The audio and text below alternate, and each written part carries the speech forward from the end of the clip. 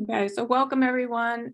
Today is July the 7th, 2023, and we're looking at the root chakra and the information that's embedded within it, the universal law of sacred purpose, the blessing and virtue of compassion, and the first dimension. And it's really, really interesting information. So let's get started.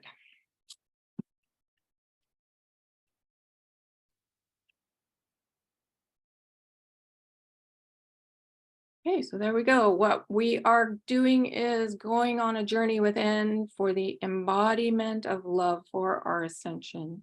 And this is how things work in the higher realms. These classes are on Wednesdays and Fridays, 6 p.m. and 7 p.m. Okay, so there we go. There's Sanat Kumara, who shared the universal law of sacred purpose. He is the keeper of universal law. There's Albert Einstein. He shared about the first dimension. And also Archangel Gabriel and the Buddha shared about compassion. Okay, so there's the whole system. Here's the root chakra at the bottom: compassion, humility, balance, the law of sacred purpose, and the first dimension idea of our original essence and eternal spark, the void, and all about ideas. And we'll be looking at humility next week. Okay, so now there's some very interesting things that came up. So the ruby red root chakra is associated with musical note C, and it helps with balancing and function. It's connected to the adrenals. So that's our flight or fight response, increasing blood flow to the muscles and heart, and the kidneys, purifying blood by removing waste and excreting it in the urine. Okay, now my daughter came over the other night. She said, "Did you know that blood is blue?" And I could feel the other side talking through her. And if you look at your veins are blue. So that is the flow of the mother energy. And the root chakra is also connected to the spine, and that is our divine alignment. It's a place where the universal laws are embedded within the chakras, the understandings, but it's the divine alignment of the father energy embedded within the spine. And then the root chakra being connected to the adrenals and the kidneys and the blood is connected to the mother. So I didn't understand that on Wednesday. So now you can see that this, again, is all about balancing the mother energy and the father energy, dissolving all fear, balancing the past, especially with mom and dad, siblings, family, with the divine qualities. And there's a red root cord that goes down from the root chakra down to Gaia. And she's always sending up red to us, the planet. That's the ray that she's associated with. And then there's the golden energy as well from the Council Fire. So does anyone have any questions about the root chakra? Okay. Does it make sense that what it's connected to? The flow and the divine alignment. Okay. Okay. So now here is what the first dimension is. It's a place, the state of being where the idea of our divine essence, our eternal spark of light was born.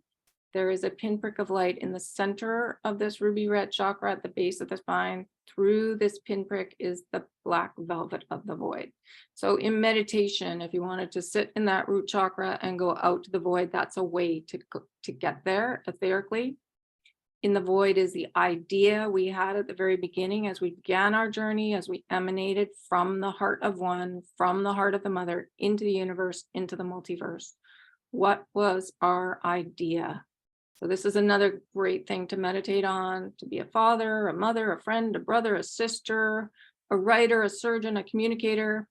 First being to operate a starship. It's up to us. It's a free choice. And we've also come with purpose. So that's a great place to sit in meditation the root chakra and the void to discover more of who we truly are for our sacred purpose.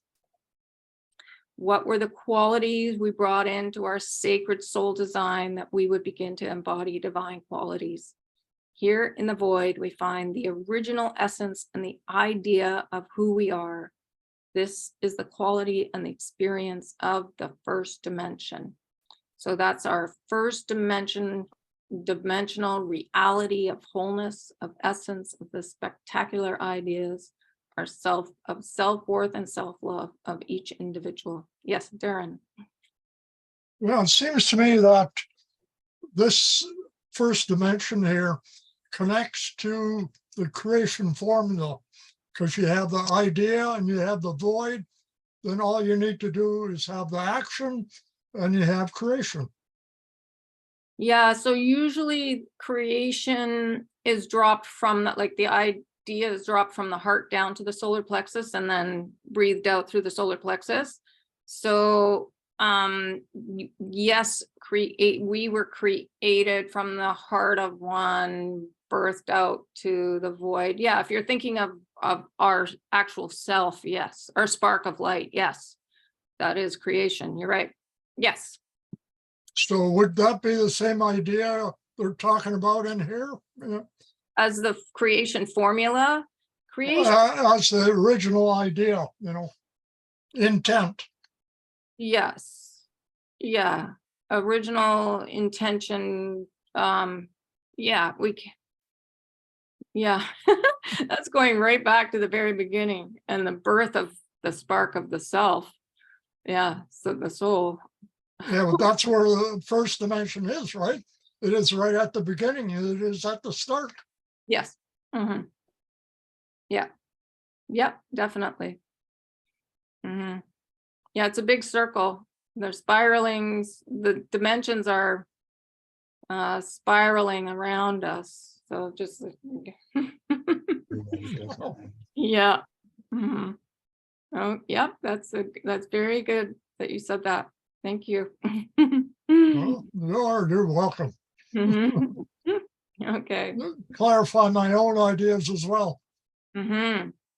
Yeah, you don't need us. You can just do this all by yourself. Never.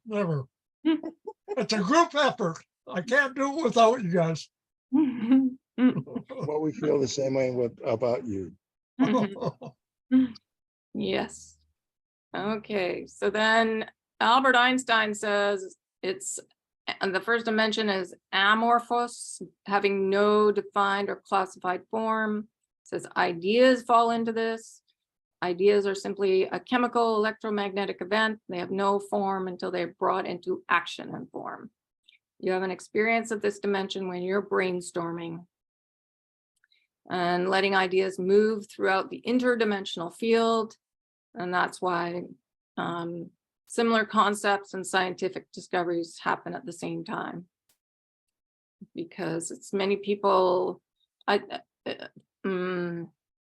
interested in the same topic, and then the ideas spring forth. And I think our guides have a lot to do with it as well. And both the first and second dimensions hold the qualities of humility and compassion. So ideas, the only mistake we make is in judgment of self or another, from what my principal guide told me. So the ideas of non-judgment would be connected with the field of love. So the source energy is pure love, and the higher realms too. So just getting into that zone of love in the first dimension and sending that energy to people that are struggling really helps. Yeah, Darren. Yeah, just thinking about judgment. And when you get into judgment, you have dropped out of soul energy or spirit energy, and you're into ego, I would think, at that time. And that's why you can't be in judgment or shouldn't be in judgment. Mm-hmm. Yeah, so ego is something to love. And then Well, ego doesn't act up so much, because I mean, ego just gets into fear. So yes, yes, and judgment is basically fear. Yeah, yes, another very good point. Okay. And Albert goes on, he says, when you're in your first chakra, your root, the beginning of your existence that ties you, roots you to Gaia, you're also connected to this first dimension, the dimension of the idea of who you are. And then all 12 dimensions are equal. And he said, if we're not, you will be stymied. It'll be like walking around with no kidneys, no heart, no lungs, no arms. It is an integrated whole, the same way your body and your chakra system and the blessings and virtues are. So it's just to know that it's a whole system and it's perfect balance. And the more we are in that, it helps with everything. And when we are in the first chakra, the first dimension, the idea, in that it is the in-breath, because you're coming to fix yourself upon the planet in form. So it's a little different than the out-breath, which is the creation formula. But the in-breath, so we're fixing ourselves in form on the planet. So just, and Albert has this whole breathing system through the different chakras. It's in the root and out the pubic and in the sacral, which is the third dimension. So it just, and it helps with understanding how the chakras work and how the balancing works as well. Yes, Ken. So the in-breath is associated with healing then. Yeah, well, in and out. I mean, the out Oh, breath is, I mean, it's basically the balancing. okay. Yeah. And that point in between the in-breath and the out-breath is the still point. So, yeah. And that's what we struggle with the most on Earth, is that still point, coming to that still point. Because in the still point, everything that's not of love dissolves. So if ever we're really struggling with, belief systems, to sit in them and breathe, it's that helps them dissolve. Yeah, because we're working with the still point. Yeah, and that's actually the basis of the law of elimination, bringing the old energy to still point so it dissolves, because a still point is pure love. Yeah. Okay. So this is Archangel Gabriel explaining what happened to us.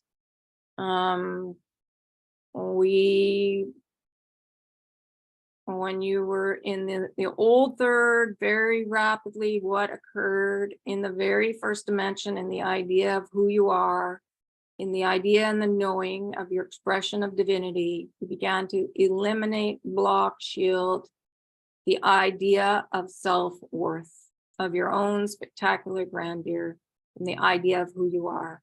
Then eventually what happened, of course, that became a little heavier. We're blocked from the first and second, and then fourth, fifth, sixth, seventh. So then we thought we were not worthy. We had to earn this value to be loved. And even while I speak to you, you know that this is not the truth, and it is most certainly not the essence of who you are. You are at that place of knowing, dear hearts. Why we give you this background is so that you work with others. You do not ignore calling upon that first dimensional reality of wholeness, of essence, of the spectacular ideas of each individual upon the planet and far beyond, and reinstalling it within them. So that's the basis of compassion right there. When we send compassion, we're sending them reminders of their self-worth and self-love from the first dimension, a reality of wholeness, of love, of essence. So that's the Divine Mother, and spectacular ideas. That's the Divine Father energy in perfect balance. So that's what I've been doing with JoJo. And I mean, it is a process, but I can see already it helping. Yes, Ken. So compassion is something we already have, correct? Mhm.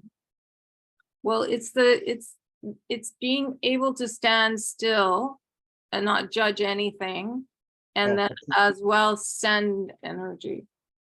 So we want to be like the spine, and then we want to be like the flow of the blood. We want to be like a stand of pine trees, and yet we want to be like the wind, and we're sending the energy of reminders of our self-worth and self-love, that perfect balance.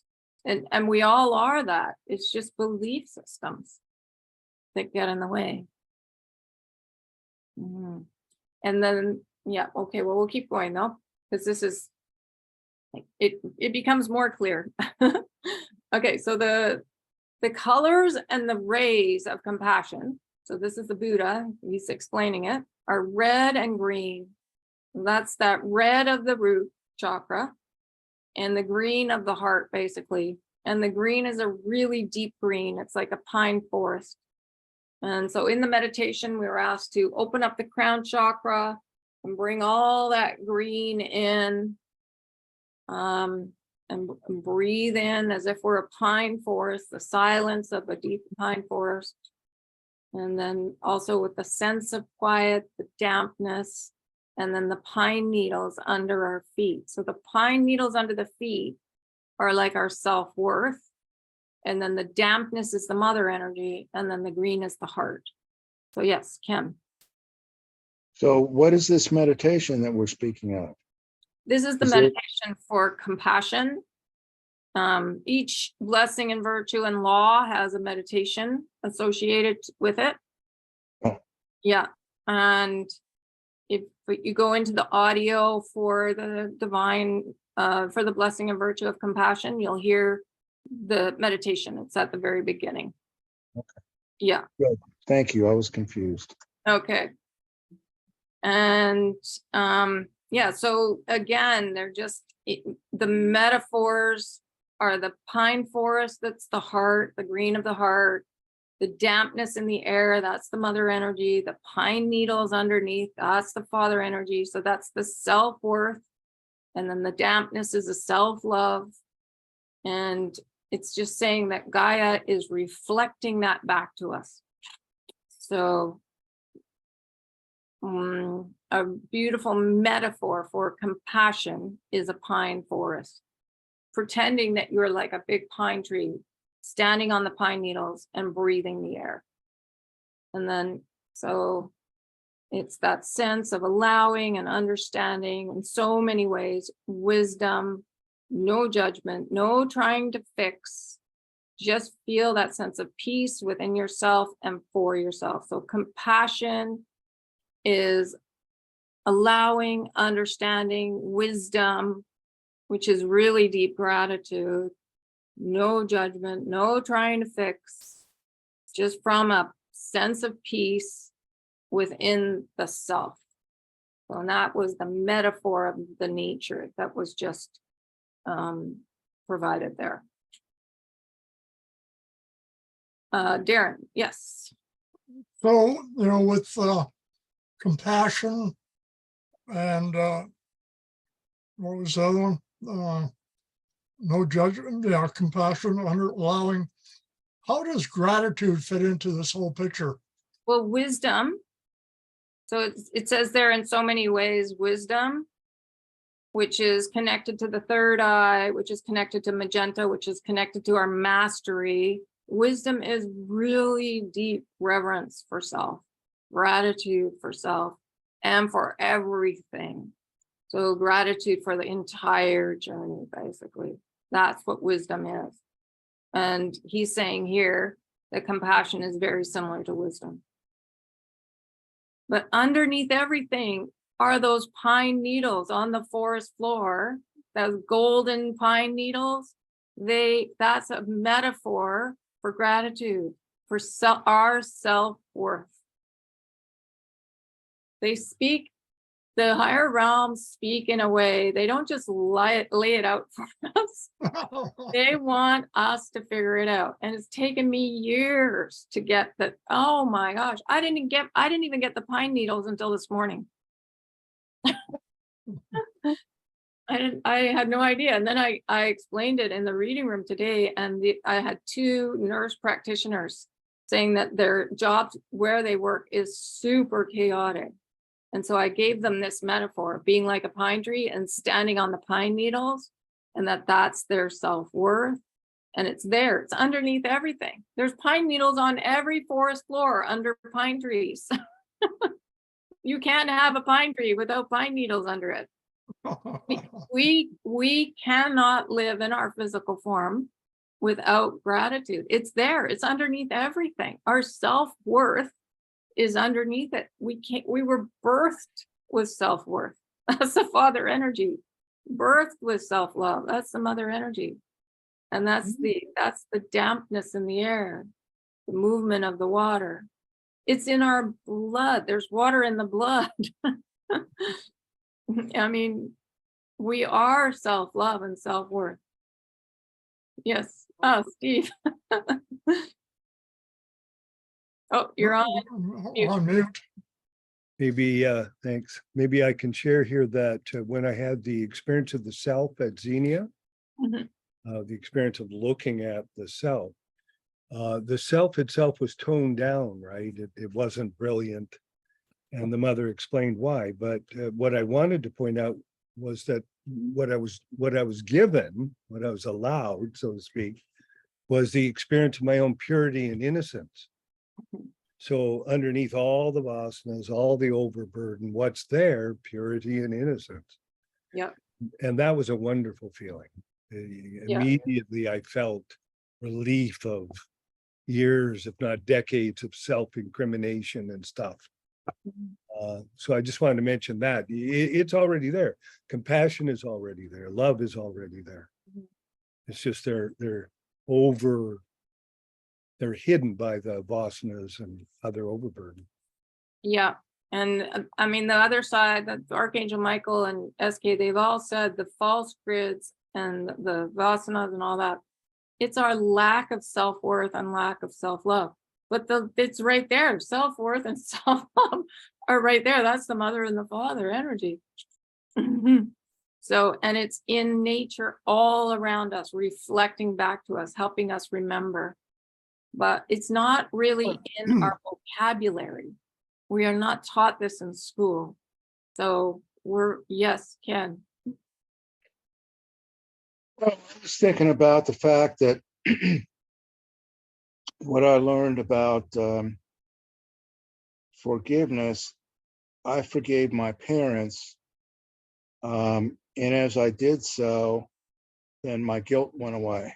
I mean, I have to keep redoing it all the time, but still, this is a way for me to get rid of my guilt and be free, sort of like what Steve was talking about. Yeah, forgiveness is, there's so many pathways to and there's so many layers to these vasanas. So yeah, the more it comes up and the more you do it. I do know that Ashira, commander of UFOG, has said to invoke the law of elimination and completion. And hello there. Hi. You're jumping in. Sorry, is that okay? Yeah, it's fine. It's just there's an echo. Yeah, it's absolutely fine. If there's still an echo, let me know and I'll go off. No, I No, think it's fine. it's okay now. Yeah. What's your first name? Kim. Okay, welcome. I'm Kathleen. Steve's right there. That he's the editor of the Golden Age of, or the chief editor of Golden Age of Gaia. And yeah, so we're just discussing compassion right now. And Okay. if you have any questions, just feel free to ask. We're just going through each of the slides one at a time. And I'll we, just listen. yeah, and we were just talking about, I can't remember, self-worth and self-love, Forgiveness and gratitude. Forgiveness. forgiveness. Yeah, there's so many ways for the layers to dissolve. One of the fastest ways is to bring it to still point. So it dissolves, so you just remember that you're pure love. And then this compassion, sending it out, and then it just sends self-love and self-worth right back to you. So we embody it more and more and more, and we start seeing the reflections everywhere. Because that's what's so beautiful. And we become really still. Like when my daughter was just going off her rocker, that I was so still inside myself. And I know everything's going to be fine. It's just a matter of getting through this stage. But I couldn't believe how still I was when this was all happening. So that, I think that's what this compassion does. When you send it to the situation or the person, and then it just comes right back at you. And so you can embody it even more and more and more. The stillness, like a pine forest. So there is no guilt, there is no shame. It's just done. Okay. So this is the second part of the meditation. So it's just allowing the red to come down through the crown chakra into the brain. It's the color of Gaia, that rich red vitality. So feeling the ruby in the root chakra connected to Gaia, and then pulling that up into the heart. So we're mixing the red from Gaia with the green of the heart, and feeling compassion, because compassion is two colors. It's red, this deep red, and the green of the heart. So it's the red of the ruby red chakra at the base of the spine, but it's also the green, deep green of the heart. And this is a divine quality that is common to all beings, not just simply to religious followings or belief systems, and not only on Earth, and not only amongst humans. You see it in nature, amongst the animals. The masters are star brothers and sisters. And even the Dalai Lama has said compassion. If we understood compassion, the whole world would work. Yes, Ken. I was looking through the Good News Network, Yes. and there were a couple, maybe 3 or 4 different cases where an animal had brought their son or daughter to a human because they wanted to help have them heal them. And I just feel like there's a lot of that going around now, that we're able to help each other. Yeah, absolutely. Yes. And supposedly nature and the animals are, I mean, I think Archangel Michael has told us this many times, that they're in the 7th dimension. They're way ahead of us. Yeah. So they're a good one. They're good teachers for us. Yeah. Okay, so compassion is a key to our going forward together, never in judgment, but support. Yeah, so it's a beautiful thing. Okay, so that's the little meditation. And then, so now the Buddha says we are all here to demonstrate compassion. He invites us to invoke him and to sit under the Bodhi tree, to share everything not of love we carry so that it can be laid down. So he has been doing this for a long time on the planet. He was born well before Christ in Nepal and came to enlightenment. But he's been helping us etherically ever since. And I know recently he's been helping me release deeper sorrow. So I was really, really grateful for that. He also says to tell him our dreams, our greatest hopes, the knowing of our journey. And he says that there are less than a handful of beings that do not know their journey, mission, and purpose. And I think what he's talking about is the ones that are, in behind the scenes, control and greed and financial issues and all that. So if there's really not that many, for us to create an ascension for this planet with 8 billion beings, it's just a matter of love becoming viral. And that's what's happening. He says not to feel shy or foolish thinking our dreams are too big. Judgment of the dream is not practicing compassion. So dream big, hold the vision that the planet can ascend. Compassion is, or that humanity is ascending. Compassion is an action, the sharing, the letting go, the sending, and the being in the perfect balance. And it's important right now that non-judgment for the last 1,000 years and for the next 1,000, in this very moment where we inhale and exhale. So non-judgment of the journey, non-judgment of what we experienced in this lifetime. And it's interesting, he says inhale and exhale, because it's in the middle of the inhale and exhale is the still point where everything dissolves. It's not of love. So that's a great place to focus on when something like guilt keeps coming back, is just hold it and let it dissolve, like physically feel it dissolve, no fear of it. Not practicing forgiveness, not doing anything, just feeling it and letting it dissolve. And it can be done very quickly from that still point position. But it's a practice. It takes practice. Okay. And the Buddha says there is a tendency to try and heal or to fix or to recalibrate, redirect the journey or the pathway of another. And often this is done out of the kindest of motivations and of love. Says you cannot interfere.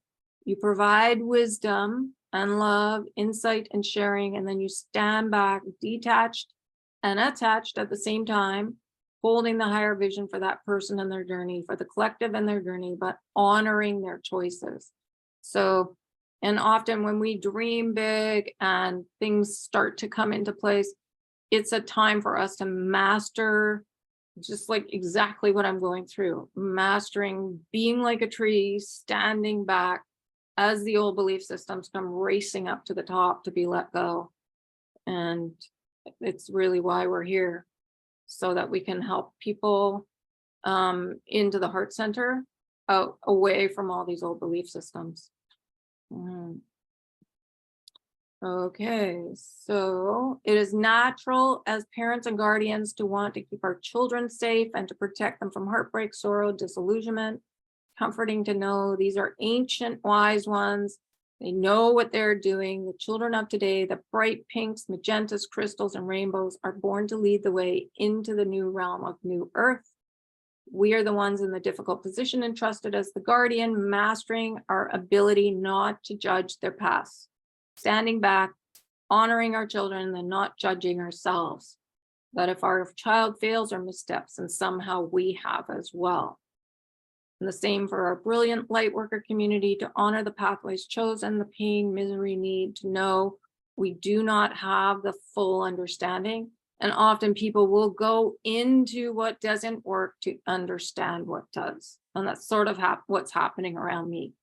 So we're really going into what doesn't work, to do the deeper and deeper letting go, basically. So standing back like a pine forest, observing in silence, mastery of compassion. And then the sending love, understanding our judgment of a situation holds the situation in place, so it is much more difficult to shift. It adds more of the old to it. So again, trying to stand back, being discerning, like seeing what's there, but not judging it. Yes, Darren. Sorry, I was thinking about the pine forest and trees in general, how they reach up upwards to the heavens, and touch that energy. And they also are anchored into Gaia as well. So they are the bridge between the higher energies and Gaia. Yeah, just as we are too. So we're like, so the metaphor of the tree is fantastic. And yeah, they're a bridge. We're a bridge. Because our root cord is anchored into Gaia too. And then the cord from over top of our head is goes to source energy. But yes, the trees are amazing. And it actually correlates with the chakra system. If you look at the chakra system, it's the golden energy, and then it goes into the green and the gold and the blue. So it's similar to what is on our planet. But I'll show that. I'll show that later. It is to be complete trust, not only in the divine plan, but in the plan of the individual. And complete trust is found in the middle of the infinity, in the still point. So there's that infinity. That's the in-breath and the out-breath. And out-breath and the in-breath and the still point right in the middle. And that's where everything dissolves. But, I mean, yes, Darren. So would you say that's how you build trust or develop trust? Breathing? No, by being in the still point. Oh, yeah. Complete trust is right in the middle. Yes, absolutely. Yeah. Yeah. Yeah, because it's pure love there. And it's the knowing of the mother and the father. Like everything is right there in the still point. Yes. Yes. The thing that we should be most practicing. Okay, so then the Buddha explains attachment, detachment, and then attachment again. So attached to information gathering about the situation, then and that's our discernment, then completely step back and detach from the drama, from the lower vibrations, from what holds someone on a painful journey. We detach because we never wish to contribute to that. We become the silent, still observer. Then attach to the fulfillment of the person's journey, not describing it or deciding what it should look like, but the divine rightness of the journey that they had determined eons ago. So that's interesting. Attach to that vision and that rightness with and for them, and hold that vision for them without judgment, without interference, leaving them free to maneuver. Because when we are holding on to someone, trying to force them to go this way or that for their own good, we are manipulating, and it is an ego action, and it is neither of love, nor trust, nor hope, nor prudence. He says the more we let go of some of the need to always know and understand, the better. So that goes for everything. Trying to figure out what ascension is, like the plans of what's going on out in the world. just to stand back and watch and detach from the drama and attach to the highest vision. So information gathering and then stand back. Be the silent, still observer. And then attach to the, yes, Steve. I'm really interested in that description, attachment, detachment, attachment. That's exactly what we practice at the IRB. That's exactly what is asked of a judge. You attach to the information gathering, you get all the evidence before you, and then you detach from any judgments or any preconceptions or conflicts of interest or biases, etc. Yep. Assess the evidence and then attach to the values. Yep. Apply, and so then present the evidence through the values. Yep. Yeah, Yep. exactly. Yeah, it's very interesting. Yeah. So the Buddha taught us the law of attachment and detachment, and he brought it up in the blessing and virtue of compassion as well. So they're both very similar. Yeah. And the observer, I mean, Jesus talked to us about being the observer. So it's all very interconnected. Yeah. Okay. So the Council of Love definition of compassion is the ability to love and serve without judgment, to be able to fully understand and heart feel another's situation without entering or assuming that cloak. The understanding that another has a chosen path and we can only offer assistance and love. We cannot complete another's journey for them, for that would be theft. Tenderness. Its colors are green and red. So just being the silent, still observer like the tree without judgment when, we're listening to someone else's situation. Lao Tzu had weighs in on compassion, and he said, first, we give gratitude that we are not one who has committed heinous acts in this life. At the same time, to know those beings came with the purity of grace in their souls, and it is not lost.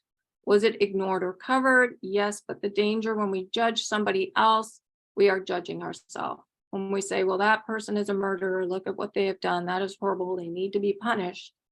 What we have done is move out of the balance, and we're setting ourselves up to be holier than thou, that we dare not misstep, because then we have to put ourselves in the same categories as those we have judged, and that is very painful. And what I found too, when I find myself wanting to judge someone else, usually I suffer from the same issue. And so I'm not really judging that person, I'm judging myself. Yes, so it's a interesting exercise to find if you're really triggered by something that's out there in the world. It usually comes right back to self. Either we have struggled with that in another lifetime or this lifetime. And if it's really confusing, it's probably another lifetime. So it's just better not to judge anything or anyone. Yes, Darren. Yeah, it just goes to show that everyone and everything in the world is a mirror for yourself. Okay, so Archangel Michael said not everything is a reflection, but he said, but also the universe is a series of mirrors, but not absolutely everything is. So it's a good one to ask your guides if it is. Okay. Yeah. Okay. And the Buddha says when we have unburdened ourselves under the Bodhi tree, with him, or sitting still and talking to our guides, however we do it, we are more free to stand up without carrying that weight on our backs, free to walk with the Buddha and travel to the villages, the towns, the cities of light, saying, look, we bear good news. And basically we're in the state of not judging. We've done our if it's forgiveness work, or we've processed the old systems, and we're not carrying them anymore. So there's no big weight on our back, and we can spread the good news. Yes, Ken. Well, it occurs to me that at least for me, I go back and forth. Obviously, I am not in compassion 100%. So, well, I guess my point is that that it's not just one or the other. It's, there's a range there, so to speak. Of the old issues, are you talking about? Or well, yeah. In other words, when something comes up, reacting to it isn't always going to be the best. You don't always do your best, I guess. Yeah. So I don't know. I guess that's my point, is that we won't always be there to be 100%. Okay, so yeah, so what I found with myself, because I've been is the more we allow the other side to help us feel the old emotions, like the sorrow. Like often I'll be driving my car and then all of a sudden I'll feel like, oh my gosh, I'm gonna cry. And that when we allow that to happen, it's a release. So it's kind of being in touch with your guides, with in that connection with the other side all the time, so they can help us. And then the more that release has happened, the more still we can be. Yeah. And so I think that's why they encourage us to meditate at the same time every day, so that they can help us release. So that consistency is quite important on this journey, or even just staring at the wall. Archangel Michael used to call it staring at the wall. And then they can communicate with us and help us do that release, or consistently sitting with the Buddha under the Bodhi tree and talking to him. And they will drive up those old feelings for us to release them, so that when we are in a chaotic situation, we can be still like the tree. Yeah. And not react, and not and have more balanced answers to give. But what I found with this sending of compassion, I was way more balanced with my daughter today, and I was on the phone with her for an hour than I ever have been. And I've only been practicing the sending for 3 days. Yeah, it's made a huge difference, because what you're doing is you're sending that first dimensional reality of wholeness, of the knowing that we are perfect balance, of the mother and the father energy, of self-love and self-worth. And we're just sending that, and it's coming right back at us. So then the words that come out of our mouth are very balanced. It's extraordinary. I've never felt something as strong as just sending this compassion has created in me, like that real deep peace. So that I wasn't reacting to her when she was talking to me, and she was able to express herself, like really express it and get it out.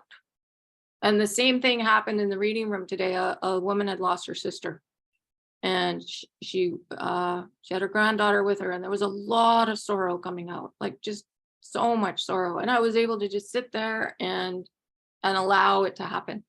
And I think that's the compassion, the allowing of the energy just to express and to be so still. Yes, Darren. So if I got this right, if you feel like you have tears coming to your eyes, you're on the verge of releasing some old sorrow, is that right? Absolutely. Yes. And before, I used to block it and say no, like, I'm on my way to work, please don't make me cry. Now I'm like, bring it on. Because I know it's creating deeper balance inside of me. It's got to get out. And you can ask for what it's connected to if you want, or you don't even need to know. And just release it. And when someone's crying in front of you, it's fabulous. Just, encourage them to do it. This woman, she'd been grieving for a year and just didn't know what to do with it. And the look on her face when I explained, how things work in the higher realms to her, it was just so much relief. And I think that's what the Buddha is saying. Look, we bear good news. We can help you understand. That it's, because there's so many misconceptions or ideas that aren't quite correct, because we've had so much misinformation here.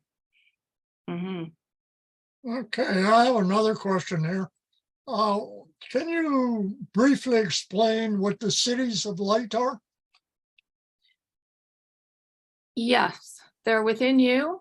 So in meditation, you can see them, and they are of the higher realms. They are on the planet already, but it's us with us not being actually able to see them because we're kind of blocked.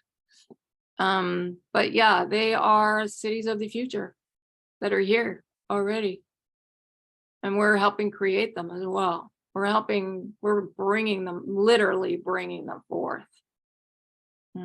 So they are made up of light or very lighted, I guess. Mhm. Yeah, yeah. And the best place to see them is in meditation. Okay. Just go in. You have a city of light within you. Yeah, well, I've seen Shambhala, in some of my meditations, so I imagine it's similar to that. Mhm. Yep. Yep. And I think we are to embody that light, which is that self-worth, which is that gratitude, which is that joy. That's the light. Yeah, that's the sunlight, basically.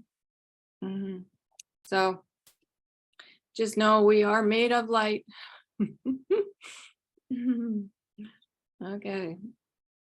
So, and then Lao Tzu reminds us each journey has many, many twists and turns. And sometimes what he has found helpful is to look at what that heinous crime has created. Has there been in any way a positive outcome?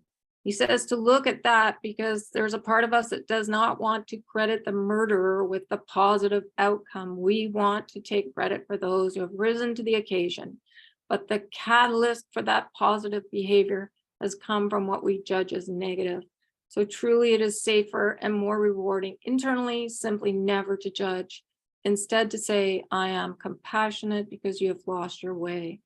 He says that does not mean that we take on the burden of that person. It simply means that we send them that wonderful energy of healing, of acceptance and love, because they have lost their way. And in that they are not knowing the joy of why they came. And in sending that compassion, again, you're sending that first dimensional reality of wholeness, of self-love and self-worth, of their essence and of their spectacular idea of who they are. Yes, Darren. It seems to me this idea right here is really essential in the world right now. Yes, absolutely. Yes, it is. And so on Monday nights, I think we should be focusing on sending compassion for a part of the meditation. Yeah. Send out that first dimensional reality of wholeness out to the collective. Okay, and then this is super interesting what Jesus has to say. Jesus Sananda spoke to us of forgiving as a state of being, the action of forgiving within and without, a constant state, just as we are in the constant state of being love. When we forgive fear in ourselves and others, we bring reassurance and the fear dissipates. To know, and also to know our star brothers and sisters are holding us in a bubble of pink, a constant state of forgiveness. He says if we're having difficulty staying in that place of forgiving, which is compassion, then turn to him, to call on him. He will be there. He is always with us. We are the infinite spark and the unique expression of one. And because of that, we are the embodiment of infinite forgiving. Yeah. So, and just to know, it's embedded within our physical form, really. It's in the divine alignment of our spine, connected to universal law, which is, we have karmic dispensation there, and attraction and repulsion and elimination. They're all about forgiveness. And then also connected to the flow of the blood within the physical form, which is our self-love. So we are embodying it without even realizing it. I didn't know that it went right to the organs. I mean, in the meditations and the bone and the framework of our physical form, we are embodying how things work in the higher realms without even realizing it. It's like, it's so simple, but I only got it today, like this morning. And it was yesterday when my daughter came over and said, blood is blue. And I'm like, oh, okay, that is the mother energy that's flowing within us. That's self-love. Our blood is self-love, and our framework, our bones, that's our anchoring of universal law, basically. Okay. So here we go. Ascension compassion. The Buddha says we have been most ambitious in our declarations of the collective. Will everyone lay down their guns or their hatreds? And he says, yes, because there is no room for hatred where there is love. We are moving into the perpetrator becoming the apologist, and the apologist becoming the acceptor of the perpetrator's actions. Will there be reparations? Yes, and it is to be accepted in the spirit in which it is offered with compassion. It doesn't mean that there's a magic wand and we say today everyone changes and all is forgiven. That is not the law of karma, even during this time of karmic dispensation. There is the balancing out, but it cannot balance out until there is forgiveness, self-forgiveness, and then forgiveness of one another. Forgiveness does not mean forgetting, because we never want to repeat certain atrocities. But it does mean that the edge, the vicious razor's edge of pain is not present. And the other side is capable of softening that with and for us as we move through this transition. It is not simply a human undertaking. The other side is very much in service with us. And I say, call on them so much, ask for help, because they're right there to help us. And this forgiveness piece is a big one. Yes, Darren. Yeah, I think it's so important to do whatever we can in our meditations to take the edge off the pain for people. And self, because as soon as you've done it for yourself, you can sit in situations that were once really painful. Like, it's amazing. I've been able to sit with, people that have really, really hurt me, and all because of the other side. I know it. They've just softened it. Yeah. Because we're all best friends in the higher realms.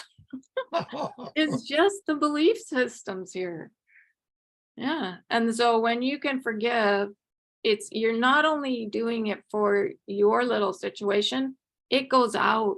It really goes out. So working on this self is super a really good idea. Okay. The Buddha says light workers struggle with loneliness along the journey. He reminds us he is the wayfarer. He walks and wanders the planet alone, and he will walk with us for a while. But he says he won't guide us the whole way. He says, I am alone and I am with you at the same time. I'm alone and I am you at the same time. The Buddha says when we are in a partnership on different paths, we feel we are not seen for what we are doing, we can practice compassion. So say you're in a relationship with someone and they're just not interested in the path that you're interested in. He says, and this is where this whole sending compassion as a gift wrapped in magenta, oh my goodness, it really works. As soon as we do this sending, it comes back tenfold, 100-fold, 1,000-fold to us, because it takes judgment and the need for approval out of the equation. Compassion has no need for approval. When we switch in the moment of feeling less than, in the moment of I'm tired of not being seen, understood, accepted, and loved, and we switch and say, I'm going to send compassion because this group or this person, this organization does not understand, then we are not judging them as the injurer, as the predator of our happiness. It's extraordinary. We send compassion, and then that compassion comes back at us. It works miraculously, and this is our mastery. So when we're sending to beings that trigger us, or just don't understand what we're doing, we're sending that first dimensional reality of wholeness, of essence, of spectacular ideas, self-love and self-worth of each individual. So we're sending that, and it comes back to help us. It's amazing how it works. And then it just helps us to anchor deeper in the self so that we're not reactive anymore. Okay. So I made up this little thing to help us remember. So no one, no group, no situation can spoil our state of being, of peace, of forgiveness, of happiness, any of the divine states, when we know, are, and send compassion. In the moment when triggered, we can send compassion as a gift wrapped in magenta. So if I'm sending out, I am sending the red and the green, and I'm literally saying in my mind, I'm sending this first dimensional reality of wholeness, of essence, of the spectacular ideas of self-love and self-worth. And then I'm wrapping the whole situation in like a magenta shawl. And that's why I put this kind of magenta looking scarf here, because I'm wrapping the whole thing in that. And that's their mastery. Magenta is mastery, it's wisdom, it's beauty, it's being in harmony with everything. It's deep, deep, deep gratitude for everything. So that's what you're wrapping the entire gift in. And so we're sending out that root chakra state of being, and then it comes back and helps us. It's extraordinary. Okay. So, and the other thing that happens is this is a way to protect the children, because we're literally wrapping our inner child in this mastery, this compassion, this self-love, self-worth. And that, when we're embodying that, guess what? As within, so without. It happens for the planet. So the more we're in love with our inner child, we're being compassion inside, we're sending it outside, it's coming back, it's helping us, protect that child within, the inner child. That's how we protect the children on the planet. It's not really our mission to go out and protect the children, but we can protect our own child within. And then that's how we protect. That's how the whole system changes here. That's how important the inner work is. So wrapping self, child within, in compassion, mastering, protecting the child within, protects the children without. We switch in the moment when triggered to I am going to send compassion. Yeah, okay. We are not judging self or others as the injurer or the predator of our happiness. So it takes practice. So just keep practicing. Okay. So, and then also, so what happens even more is that gratitude envelops the planet. And that is the golden grid. So when Archangel Gabriel talks about the golden grid, that's our gratitude for the journey. That's knowing our self-worth. That's universal law. It's our joy. That's what the golden grid is. And it happens automatically. The more we stand like a tree on the pine needles, it's there. It's right there. And just know that it's embedded within the bones, especially the spine, but the bones of our body. We are all of this. We just, it's changing our wording. Okay. All right. So the Buddha says you are letting go of the judgments of that old third prison. My principal guide says there is no such thing as mistakes. The only mistakes humans make is in judgment, when they judge themselves or others to be less than, when they do not see the glory of their own divinity, and that is just sad. So the Buddha says often judgment is quite personal, and even when we say it in a general way, if we go deeper, we find we are judging or criticizing an individual, often ourselves. And we are not recognizing the divinity of another or self. We're not calling out to that divinity to rise up. And that's what compassion does. It calls out for that divine spark of gratitude for self, of self-worth, of joy, of understanding universal law, of the golden grid, to rise up rather than defensiveness. The Buddha says the need to defend needs to be gone. It serves no purpose. Okay, so when we send compassion, it helps us all rise and remember our divinity. Okay. And then, okay, and the Buddha recommends this very, like, that we are really supportive of each other because it's so difficult here. And he says, if there's someone, if you say, do you feel in every moment of every day that you are the fullness of who you are? He says, in that, we are saying, I support you and what you desire in your path. I'm not expressing agreement or disagreement. I am supporting you in love. He says there are very few beings on our planet, when approached in that way, with such unconditional support and permission to become, that do not flourish. Because in that question is also the opening of a very human conversation. You know, I've always wanted to try and do this, but I have self-defeating mechanisms. Then there is advice and sharing, and that is different than compassion. It is true heart conversation.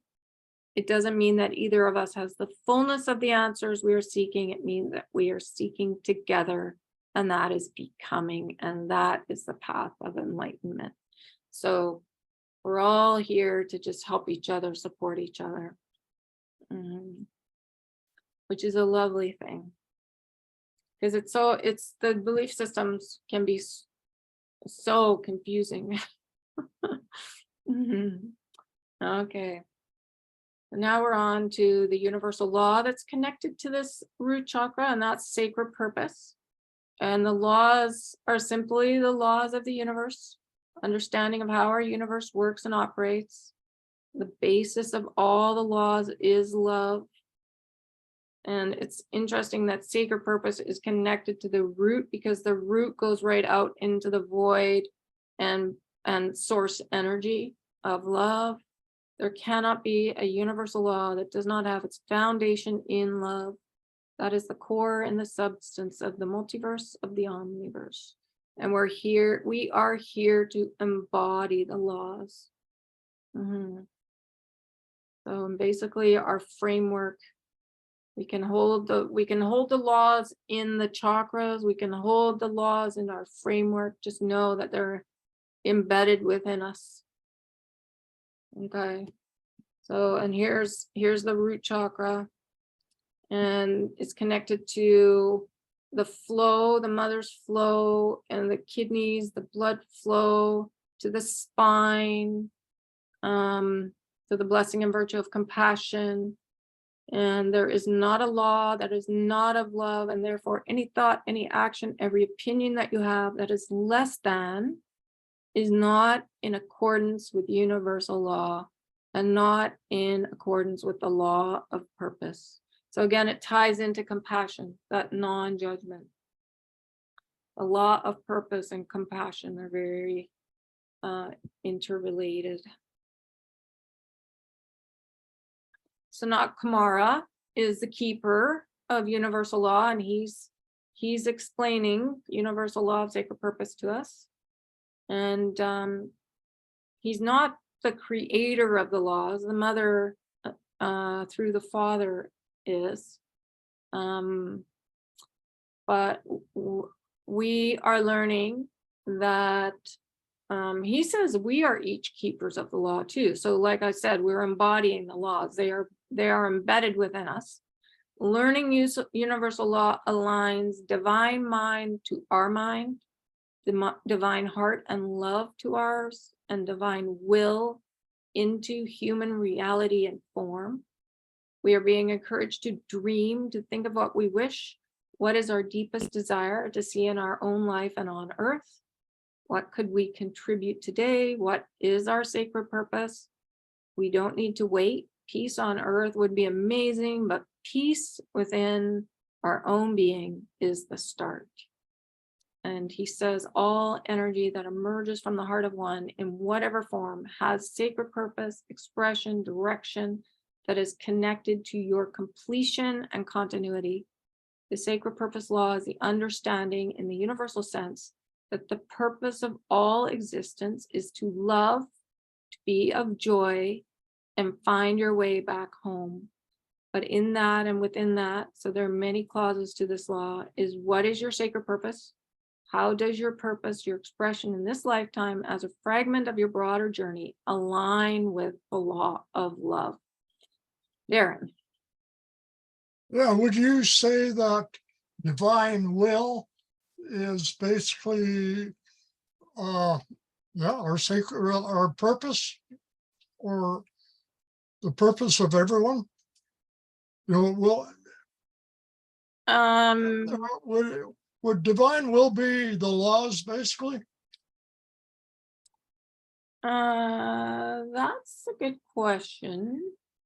Because I think the laws are connected to, like you said, universal law aligns divine mind to our mind, and divine heart and love to ours, and divine will into human reality and form.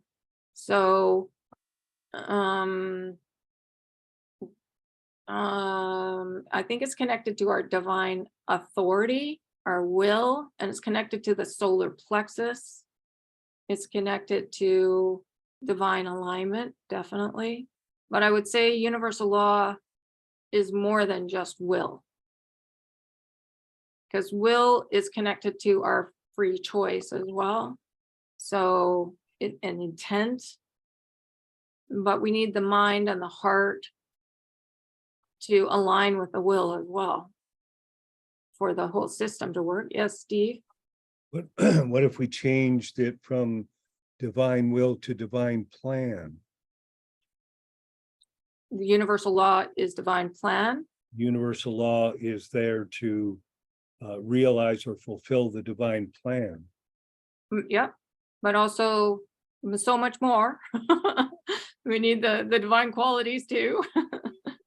Yeah, and the dimensions. Understanding. Yeah. So would that divine plan be part of divine will then? Well, the divine plan comes from, I'm not sure it comes from the divine will. It comes from the one who is obviously the divine willer. Mhm. And I forget your original question, Darren. Can you repeat that? Well, Is it, our universal laws a fruit of divine will? Was that it? that was my original question, but what I'm getting is I'm trying to understand what divine will is. Okay, well, I believe it's okay. So the divine, if you want to align it with source energy, it's more golden, whereas the divine mind is more blue of the mother, but the mother is both. So it's it's again, it's coming from source energy and connected to the mother, the father, the one. So you would need all three energies together, I guess. Yeah, absolutely. Divine mind, divine heart, divine will. And it's connected to the physical form too, because we have a mind, we have a heart, and we have a solar plexus. The divine will is connected to the solar plexus. It's that golden energy. And it's our will. It's our divine authority. So what do you mean by divine authority? Well, it's connected to your free will and free choice. But we have the choice to align with the divine every day. So we have divine authority to align, basically, embedded within us. Oh. There may be a better explanation. I'll look for it. Okay. I just feel it's us coming into our mastery. Because in mastery is alignment with the higher realms. Okay. Well, I'll ponder it too. Thanks. And Steve? Darren, are we agreed that we are all the one? Well, yeah, we are a spark of one for sure. Okay, so if we are all the one, then at some level of our being, we, how can I say it? We can and do speak as the one, although it's not accessible to us right now, but at Yeah. some level of our being. And so at that level of our being, right, the divine plan turns out to be our plan, right? Because we are the one, right? Okay. So all of that, if we speak from that knowingly, in other words, consciously, but also sincerely, then I say we are speaking from our divine authority. Okay. That's my own reading of the situation.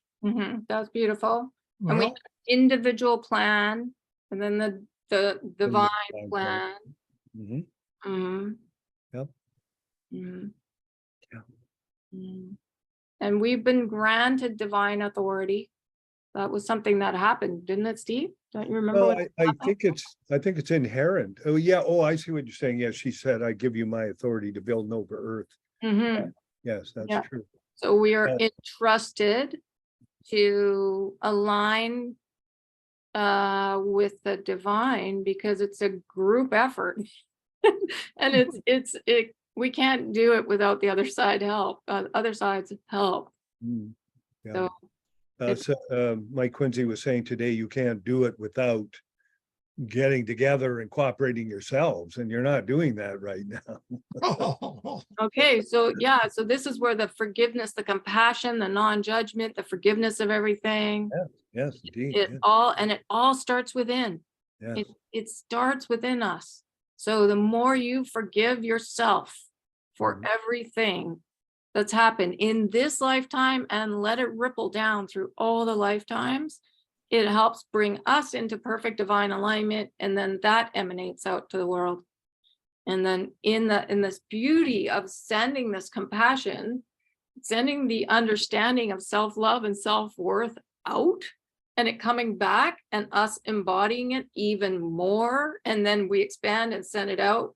It's like we get to the point where we're very still inside. Mm, There's no reaction. mhm. Yes. Yeah. It's a native state. Yeah. And to me, that's divine authority. When you're speaking from that, yes, sure. Yeah. Yeah. I would say, yeah. Mhm. Yeah. But it's a practice, and it's taken lots of different techniques, like in every technique that has been presented and practiced, and then you reach a new level, and then something else will present itself. Oh, And that's the beauty of studying this information, because there's so much embedded within it. 10 years ago when this came out, I did not understand compassion the way I understand it now. mhm. But it took all those steps in between to get to this now, to see that. Mhm. Okay. Universal law is a creation of the mother to align us with the divine mind, will, heart, and will, how things work in the higher realms, the knowing of a higher level of ethics and loving kindness. The universal law of sacred purpose helps us to understand the essence of who we have chosen to be, our sacred mission in alignment with the expanded vibrations and increased frequency on earth now. Our sacred purpose is the core of who we are, our joy, not something to be limited. So sacred purpose is something that continues to unfold. Archangel Michael, one of the oldest beings around, has said his sacred purpose is still unfolding. So yeah, there's always more. So it's never not exciting. SK says discovery of sacred purpose can emerge from meditation. Hearing terms such as pathfinder, artist, healer, or communicator is good indication of sacred purpose. We can ask for expansion of that knowing, details of what that looks like, the magnificence, wonder, beauty of what that is. Our sacred purpose is something to contemplate, meditate on often, to gather more and more information about a deep fundamental knowing and is in our hearts has been anchored within us for eons. That's extraordinary. But I guess our purpose is to be love, so that would make sense. Yeah. And love and be of joy and find our way home. As a human collective, we are learning to adhere to higher law, original law, to the only law that has meaning, and that is the law of the universe, the framework of operations from Mother, Father, One. It is our way home. But we're embodying that within the physical form too. So the bones, the spinal structure, the what do you call it? Like our internal structure is like the framework, and then the operations is how everything works inside the physical form, and it all relates back to the Mother, the Father, the One. So it's just know that we are this. We are the framework of operations, and it's just really, really anchoring that within our knowing, our understanding and knowing. It is the law that what we give, we will receive to infinity. That which we love is what will come to us. That is the law. Where we focus our energies is what will magnify and grow. Time to let go of the past and live in tomorrow, live in today. Yes, Darren. I think that line there where it says that which we love is what will come to us is probably one of the most important sentences that we can read. Yeah, because the more we love ourselves, we will embody love. Yeah, but it also embodies our intent as well. If we love, deeply love what we intend, then it will come to us. Yeah, we will find our way home. Yeah, I agree. Yeah, that's good. That which we love is what will come to us. That is the law. So time to let go of the past and live in tomorrow. So hold the highest vision for our ascension and live in today. Alter our thought patterns, our heart patterns, and we alter our existence. I totally agree with that. The more we align with universal law and the divine qualities, the blessings and virtues, and the dimensional growth patterns, yeah, that's a way to find our way home. Okay. Everything throughout the universe has purpose. Every atom and subatomic particle, everything has purpose. Universal law of sacred purpose includes, embraces, embodies self-determination and choice. Within that, in alignment with the Mother's plan, there isn't a lot of choice, but there are variations. The law of sacred purpose is the same for the atoms that compose a table, a planet, the hair on our head, or the lack thereof, our skin, blood, heart, mind, our entire being. We are an integrated person, a human that has many of these fibers and particles coming together in divine purpose to serve us, to assist us in the fulfillment of who we are, what our promise is, what our heart's desire is, what we choose to do. SK says for us to leave the worry to him. Okay, now worry, from my sitting still, it always relates back to broken trust. So we've tried to ascend a few times on this planet, and it hasn't exactly worked. So we're leaving that worry to SK. Simply allow this knowing to float within us, to be anchored deeply, not only within our heart, but within our very bones. There it is. So that's the universal laws. Just let them anchor within. Rejoice in the knowing of the gratitude for our sacred purpose. It is of love, of joy, of one. And with this, we are creating a universe of love and multiverse of love. And daily meditation, sitting still in hope. And hope is all about the stillness and that perfect balance of the Mother, the Father, the One. It is important for the integration of this understanding and knowing the integration of these energies. And just know sacred purpose is connected to the root chakra, connected to the spine, connected to the laws, connected to the flow in the physical form. Yeah, it's pretty amazing how they've designed the system for us. Oh yeah, we're here, we're embodying everything. Okay, so this is a beautiful way to go into the heart. Actually, this is the meditation connected to sacred purpose. Basically, it's just opening your crown chakra, allowing beams of sunlight to come in, that golden radiance to fill your entire being, and sink into your heart. You can feel the energy coming from above and then also from below, from the council fire from Gaia. So you're literally bringing in the golden energy from above your physical form and below, and bringing it into your heart. And we are learning to think, to see, to know with our hearts.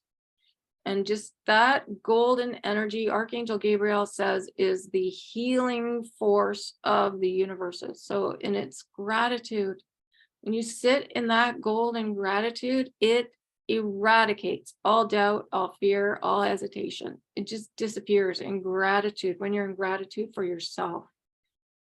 And then they say to go deeper into your heart and to see that pinprick of light, the dot of white light in the middle of your heart chakra, and fly through that. And in behind are the golden chambers. And in there is a beautiful place to sit. This is a great meditation to do every day. It doesn't take that long. And basically what you're doing is just flying into those golden chambers and sitting there. And on the walls is written all kinds of information. So, and it's just, you don't even have to understand it. It's just there, and it emerges as we're ready to receive it. So what have you written on the walls of your heart with regards to your specific, unique, sacred purpose? Take time, walk over, read, feel the gratitude for you in the gold, and come back to sit in these golden chambers over and over and over. There is a meditation in the law of sacred purpose, but you don't even need to do it. You can just feel all that golden energy coming in from above and below, and fly into the inner chambers. And I share this, how to do this, in the reading room almost every single reading, because people often will sit in meditation up in the mind. And it's for us to embody heart consciousness. It's a good practice to sit in the heart space and in those golden chambers and behind, and just feel that gratitude for yourself. It's an incredible way for all the old systems to dissolve. We create flow, alignment with sacred purpose, letting go, forgiving ourselves, our core issues, sorrow, shame, anger, fear, the entrenched beliefs, hatred, judgment, doubt, worry, anxiety, limitation, control. When things seem not to be working, we feel like we're not in the flow, we're at a red light. That's an indication we need to look deeper within to align with our heart consciousness, gratitude for self, others, not the old patterns of lack of self-worth and lack of self-love. I'm not good enough, or other similar thoughts. No need for high drama. So this is very similar to what the Buddha is saying about compassion too. No need for high drama, no defensiveness, just to backtrack, regroup until we're in the flow and the green light again with our higher selves, with the universal self, guides, masters, with the mother. Every thought, action, opinion that is not of love is not in alignment with universal law. Universal laws are birthed from love. Every universal law is love. Our forgiveness, compassion, gratitude, peace, love, joy for everyone we have met and meet on our journey is being in alignment with sacred purpose. We are one family, and in the higher realms, we are truly all friends. There is such a high frequency there, it's impossible to judge anything. And we're remembering that here, we're anchoring that here with compassion, with the law of sacred purpose. It's all happening. We're changing our languaging. We're remembering how to use the language of the higher realms, of universal law, of divine qualities. So literally changing our languaging. The sacred purpose of this planet was never density. It is to return to a planet of love, a place for angels to play. Part of the original joy of this planet was we could pop in for 30 seconds or 3,000 years from a drop of water to a human form. Gaia is an archangel. The mother infused her with her idea, with the energies to bring forth this planet of ultimate beauty. Our ascension is freedom in form, to be able to experience the different realities and dimensions, 1 through 12. When that is anchored, when the model is set, other planets will take the pattern, the energetic imprint of Gaia and humanity, and be able to utilize that for their own population. So they may rise back to the place of love. So we're setting a model for other planets. Pretty amazing. There are planets that are highly intelligent, but they have not perfected the grid of love. That's what we're doing here. We are not to underestimate grieving, to acknowledge one's own sorrow and the atrocities to Gaia of war, famine, the meanness, cruelty to each other. We cannot witness that and be in our heart and not feel grief and sorrow. But the key is to allow it to go, to let it go. We are to feel the grief and sorrow, to heal it. Talk to the pain, ask it questions. Our guides will explain. All these old beliefs and feelings are connected to the past. So often asking how is connected can really help with knowing what to forgive and be gratitude for. And often we're being gratitude for learning what doesn't work, so we don't repeat it. We don't want to forget. So forgiveness isn't forgetting, because we really don't want to repeat what has happened here. So, and we're always extending hope, sending forgiveness, compassion, gratitude to self, but then always extending it out to others and situations. So we're just practicing being in alignment with the divine, with the frequency of non-judgment, basically, and vibration of non-judgment, which is compassion. The third dimension, as it is being cleaned up, we are breaking the illusions so we can experience not only free choice, but physicality with experience of all the dimensions. We don't want to eradicate the gifts directly from the heart of the mother, fairies, pine forests, babies. We are making peace with the old third and embracing the new cleaned up third. The key as we go forward is to love ourselves. Yes, we are in our mastery.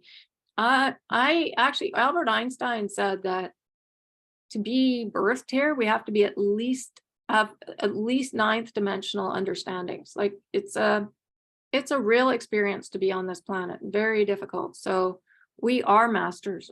Mm-hmm. Our individual sacred plan is to be in alignment with divinity and with our divinity. It is what ascension is all about. So divine will, I would say divine will is in there, divine mind is in there, divine heart is in there. The purpose, the collective purpose of humanity at this juncture of what we think of as time is ascension. And what is ascension? It is moving into heart consciousness. It is the restoration of love.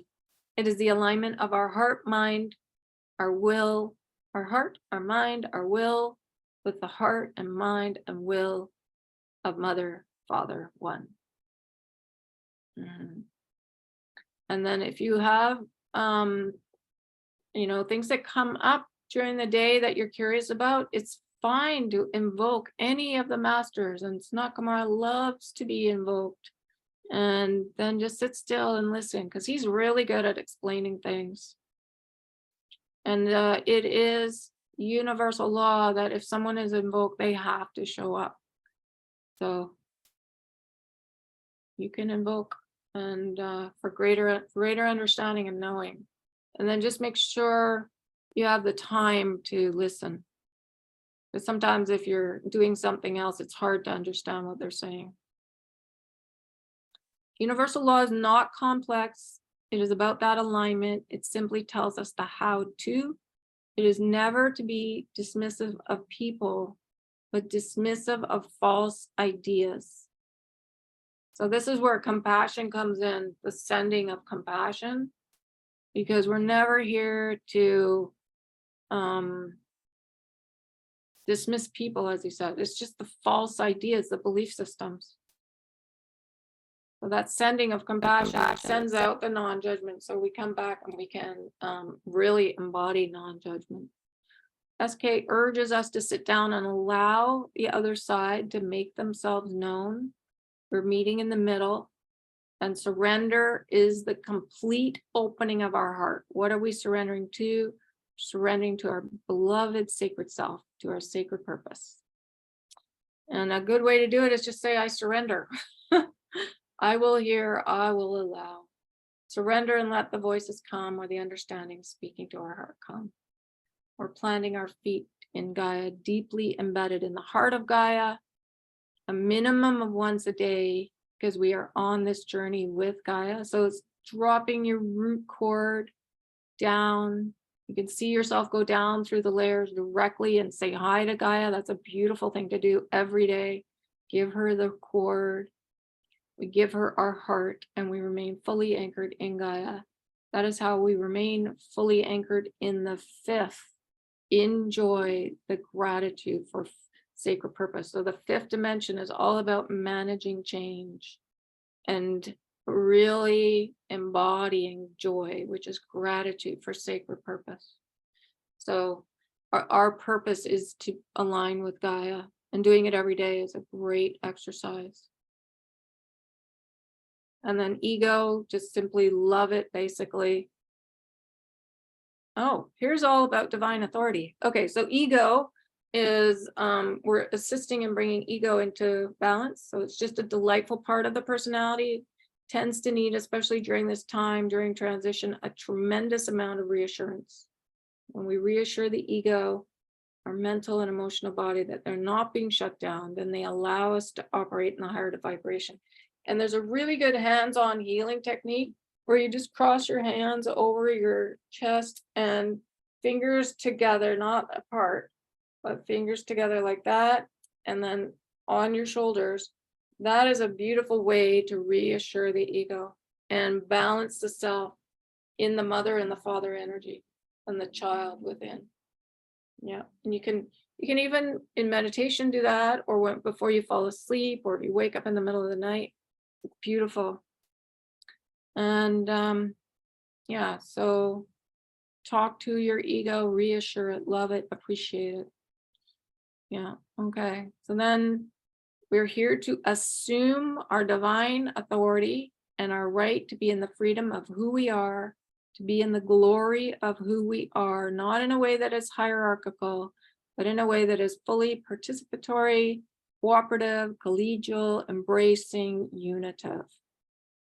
Our operating system is universal law, and it begins embracing every minute detail of our sacred purpose. So then it's just a matter of asking what it is. And it's as simple as being peace within, a father, a mother, a friend, a brother, a sister, a writer, a surgeon, a communicator, the first being to operate a starship. See, now we're getting, it's getting exciting to create Nova Earth. So, and then these are metaphors: regenerate the earth, the air, the soil. So what are, it's really regenerating ourself. Because the physical form is regenerating. The more we anchor in this information, especially in joy, that is, what did Archangel Gabriel call it? The anti-aging agent of the universe. Joy. So being in that golden energy, that's joy, that beautiful meditation where you're pulling up the joy from below and above and anchoring in the golden chambers in your heart. That is the anti-aging agent.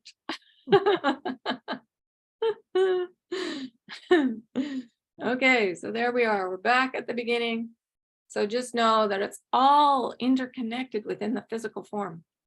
It's incredible. I had no idea it was so connected to the spine, to the blood flow, to the being non-judgment, the frequency of non-judgment.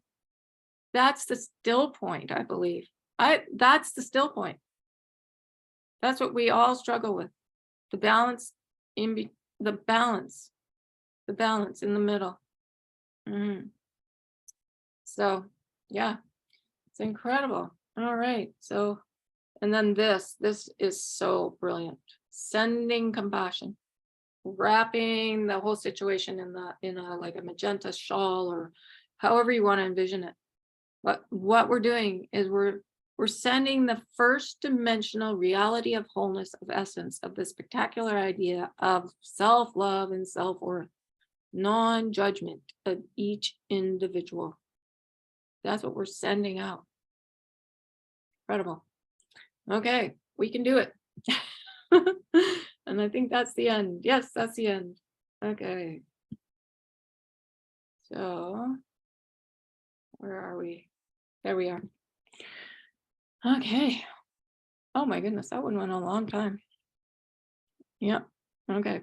Any more comments? Or Steve, are you falling asleep? No. Okay, good. Okay. Okay, no more comments. Okay, let's just wind up the recording then. I'm just going to say thank you everybody for watching and listening and embodying. And we'll be back again next Wednesday and Friday with a new one. Yes. Okay. Bye-bye for now.